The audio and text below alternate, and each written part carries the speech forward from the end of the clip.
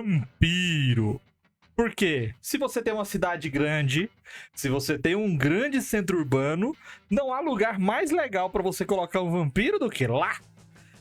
Um castelo, um palácio, uma antiga ruína próxima, antigos templos. Tá lá, vampirão esperando ser escolhido por você. Qual que é o lance do vampiro? Cara, todos, né? Porque vampiro, ele não só está aí na mente popular, como também tá em tudo quanto é tipo de jogo. Tem um sistema só deles, né? Basicamente. É Vampiro à Máscara. Então, eu não vou falar de Vampiro à Máscara, porque no Vampiro à Máscara os vampiros são os personagens, na maioria das vezes. E Storyteller, como um todo, também tratam desse tipo de situação com os personagens sendo as criaturas. Então, eu vou falar mais de D&D. Porque o vampiro de D&D é um bichão da campina, meu amigo. Primeiro que ele é o morto-vivo estiloso, que é todo cheio de trejeitos e capaz de transformar outras pessoas em vampiros como ele. Eles criam seus domínios, exploram a população indefesa. Então, assim, o pacote tá completo aí. Só que no D&D quinta edição, ele tem uma característica chamada Preso à Cova, em que ele tem uma espécie de limitação, que ele tem que estar sempre próximo ao caixão dele, a cripta dele ou o túmulo dele, onde ele tem que dormir durante o dia. Então existem sistemas aí que o vampiro pode sair, ele pode usar outros locais para sobreviver, mas nesse caso do D&D quinta edição, não. Ele tem que estar lá, tem que dormir lá, tem que estar debaixo da terra, e ele não pode pegar sol de jeito nenhum, porque senão ele não sobrevive na pós-vida dele. Ele pode até mudar o local dele, mas ele vai ter que ser transportado e também tem que colocar terra junto, porque o caixão dele tem que estar enterrado para que ele possa ser transferido, ou seja, é mais difícil. Em todo caso, quando ele monta o covil dele, ele começa a desenvolver seus domínios, tá? Nós estamos falando aqui de uma criatura de 13º nível. Ele tem uma média de 144 pontos de vida, tá? A CA dele é por volta de 16.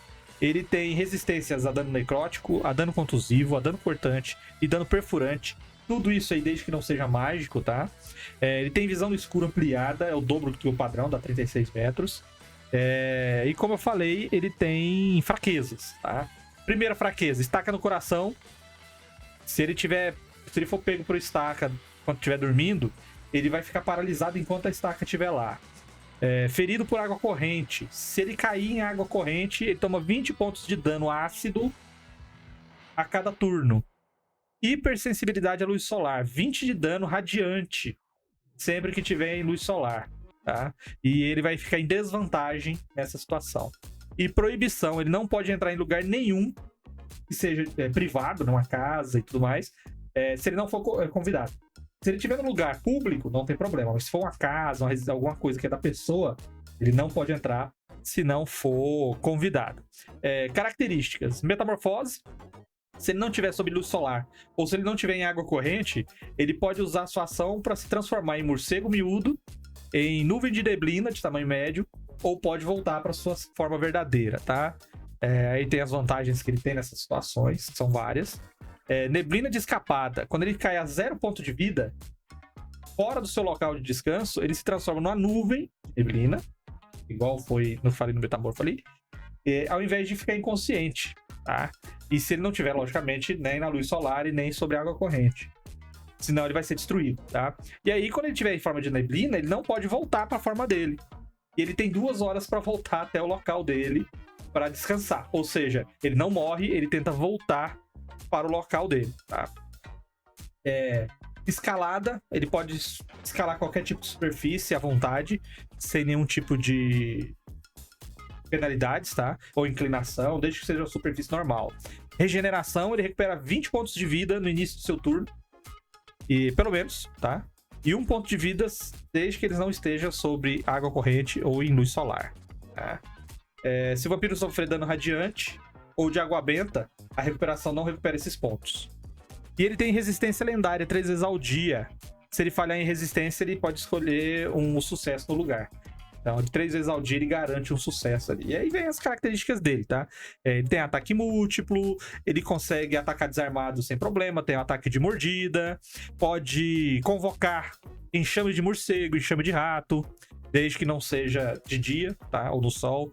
Ele pode convocar lobos, ele pode trazer outras criaturas e ele tem ações lendárias, por exemplo. Ele tem movimento, ele se move seu deslocamento sem provocar ataque de oportunidade em qualquer tipo de situação. Ele pode realizar um ataque desarmado contra criaturas armadas sem problema. E morder uma criatura, um adversário, custa 2 ações, que é um ataque total de mordida, que aliás é como ele transforma as criaturas, tá? E além disso tudo, o bichão tem efeitos regionais de Covil. Então, em volta do covil dele, primeiro que a região ela fica meio distorcida, ela começa a ser alterada. A população de morcegos, ratos e lobos na região ela aumenta significativamente. Plantas, elas ressecam perto do covil até 150 metros. E muitas vezes elas se movem como se fosse para encostar nas criaturas vivas que estão próximas, tá? E sempre vai ter uma névoa que fica rastejando ali sobre a área, né? Sobre o solo da área do covil, até 150 metros. E muitas das vezes essa névoa vai tomar formas que vão assustar as pessoas. Como se fosse um bicho rastejando, mãos que se formam para pegar pessoas, serpentes que se contorcem. Ou seja, ela vai tentar assustar todo mundo e afastar a galera dali. Ou seja, o vampiro é um bichão. E ele não só tem essa... Eu ia falar um palavrão aqui, mas tem essa tanto de poderes, como também ele tem todo um charme e toda uma presença que pode ser usada na sua campanha de maneira pontual como um baita do inimigo de ND13. Tá? Um vampiro bem usado, essa ND13 dele aí, ela sobe muito. Dos monstros clássicos aí, acho que o vampiro é um dos mais bem sucedidos em diversas mídias e locais, e não é diferente no RPG, né? Não só por causa do Vampiro à Massa, mas também no D&D, acho que Ravenloft acho que existe desde a primeira edição, né? Edição, Ravenloft. Já tem ali um cenário inteiro focado em vampiro no D&D, desde a primeira edição. Strahd von Zarovich, que é o vilão. E é uma aventura inteira, né? A Maldição de Strahd, relacionada a vampiros. Então, é muito bom pra quem curte esse tipo de cenário mais gótico dark, assim.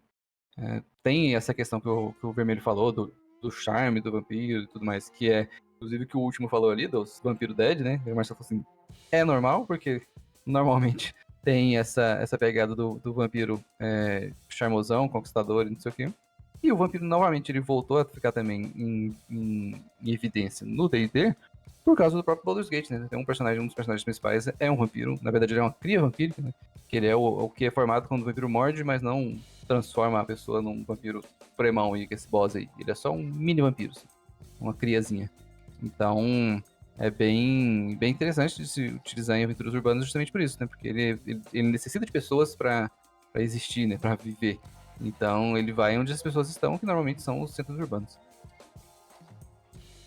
O Strahd talvez seja o mais famoso de referência, e o vampiro é forte o suficiente para ser quem tá por trás de um arco inteiro, assim. Esse nível de desafio dele aí é nível de desafio para antagonista de arco avançado de personagem de nível intermediário. O que eu gosto muito do vampiro, especialmente do D&D, é que ele é construído em cima dos tropos, dos clichês mais padrões da criatura mitológica. Esse negócio de água corrente, morre se for empalado com uma estaca diretamente no coração. Então, assim, tem esse componente interessante de aproveitamento da mitologia. E, por outro lado, você tem que tomar muito cuidado para não acabar desencadeando o metagame, né? Às vezes, os personagens nunca ouviram falar, nunca tiveram contato, estão ali lidando com um vampiro. Os jogadores sabem como lidar com o vampiro, mas os personagens não têm nenhuma informação sobre isso. Daí a pouco tá alguém, tinha estaca no coração dele, por quê? Por que você tá fazendo isso?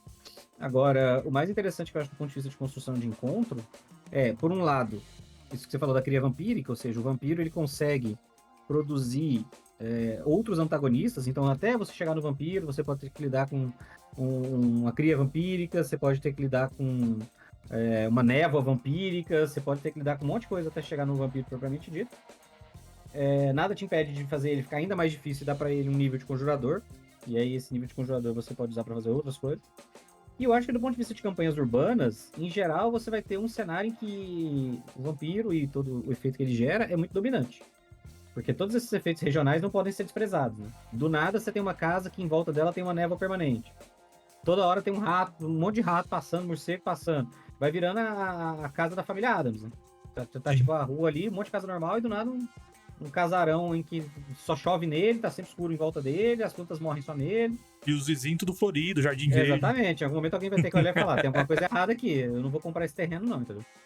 Então eu acho que tem que ser, às vezes, uma ambientação mais focada, que é o que eles fazem com o Strade, né, de criar um semi-plano em que ele tá ali, mas você pode fazer isso também para cidades menores, em que a influência do vampiro vai se estendendo e se fortalecendo ao longo do tempo.